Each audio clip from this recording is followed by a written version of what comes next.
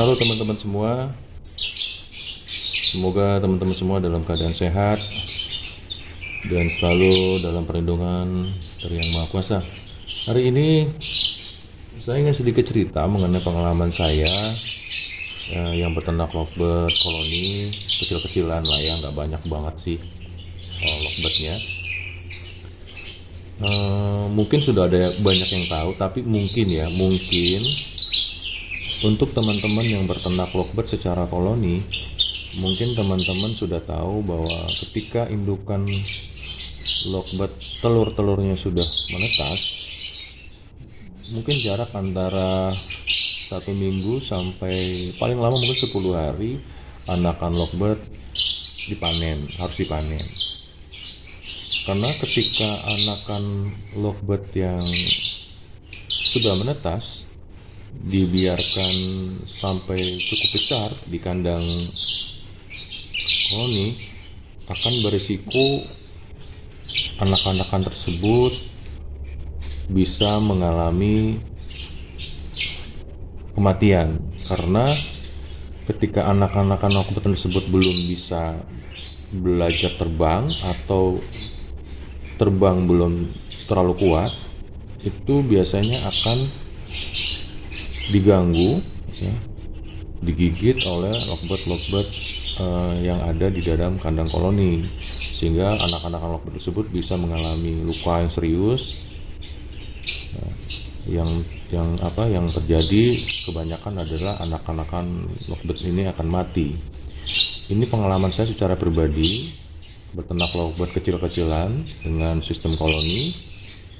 Itu ketika anak-anakan lovebird yang sudah menetas ini tidak dipisahkan atau dipanen ya, atau diloloh, itu risiko anakan lovebird ini juga besar, karena yang tadi yang saya sebutkan ya, dia bisa jatuh ke dasar kandang ya, terus digigit sama lovebird yang ada di dalam kandang koloni tersebut gitu. Nah, ini salah satu contohnya teman-teman ya. Ini adalah salah satu contoh anakan lovebird ya, yang jatuh di dasar kandang ya. Mungkin dia lapar, mungkin dia sangat lapar ya, mengejar-ngejar indukannya sampai jatuh ke dasar kandang. Nah, untuk anakan lovebird yang sudah mulai besar, itu kan asupan atau makanan yang harus diloloh indukannya kan juga harus banyak. Nah, kalau di kandang koloni, jadi ketika anakan lovebird sudah mulai besar, itu kan asupan makanan yang harus diberikan indukannya juga banyak kan. Sementara ketika di kandang koloni, itu indukan lovebird biasanya sangat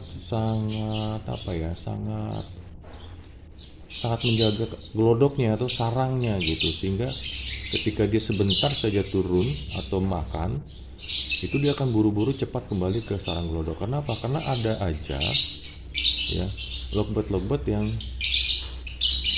suka seperti itu, mengusik kandang-kandang glodok yang lain gitu. Nah, sehingga indukan lovebird yang lagi meloloh ini tidak bisa meninggalkan kandang lovebird dengan lama, sehingga asupan makanan yang harus dia bisa berikan yang cukup ke anak lovebirdnya, ke anaknya, itu jadi berkurang, sehingga anak-anak lovebird ini cepat keluar dari sarang, dan itu tadi risikonya jatuh ke dasar kandang atau digigit, diserang oleh lovebird yang ada di kandang koloni tersebut. Nah, ini alhamdulillahnya waktu itu saya masih di luar, masih ada pekerjaan. Ini saya ditelepon, dikasih tahu ini ketika dia jatuh di bawah di dasar kandang, ini buru-buru diselamatin sama istri saya. Dan waktu itu pertama diselamatin itu, ini bagian kepala nih kulitnya terkelupas semua, jadi darahnya banyak banget di sini. bagian kepala sini, dan beberapa kejadian yang terlambat pasti tidak akan bertahan lama, pasti mati gitu. Ini bisa dilihat nih teman-teman ya, lukanya serius banget, ini gede waktu itu, ini besar sekali nih lukanya nih. Sama di bagian belakang dekat ekor sini juga waktu itu lukanya banyak juga ya, sama kaki ya, tuh sama kaki juga waktu itu luka dan bengkak.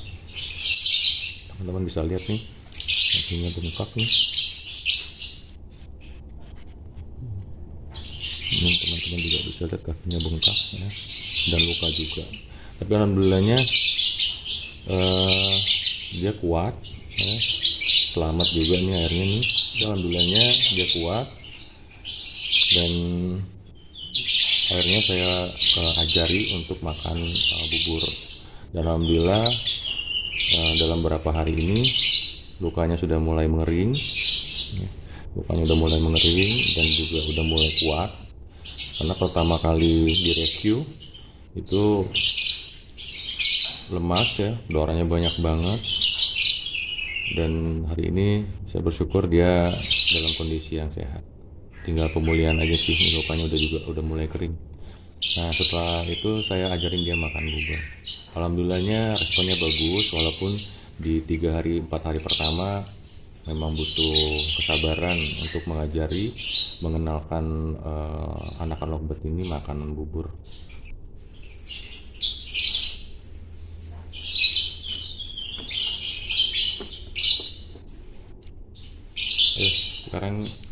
Sekarang waktunya kita makan.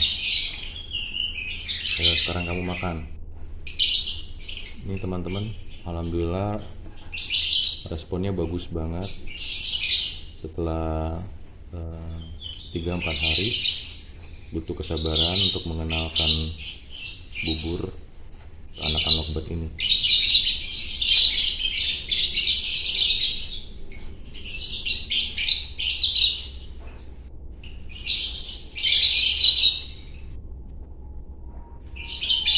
Bubur yang saya gunakan juga adalah bubur bayi. Sekarang banyak sih macamnya ya, dan mudah juga lah untuk didapat.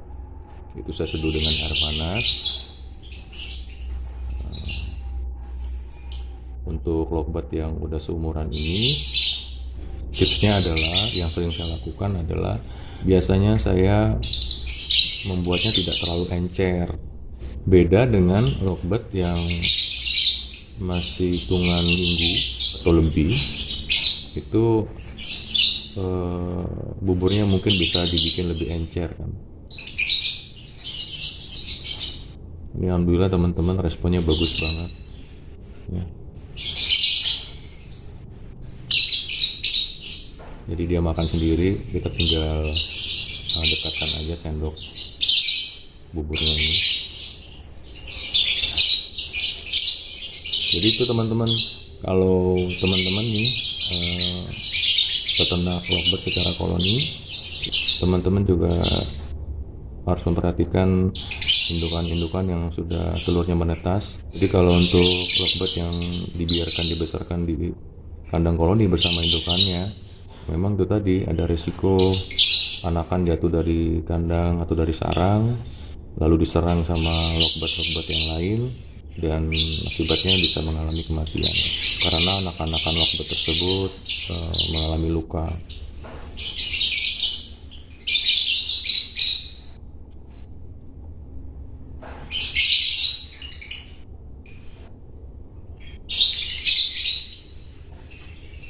Responnya bagus banget, jadi cepat makannya.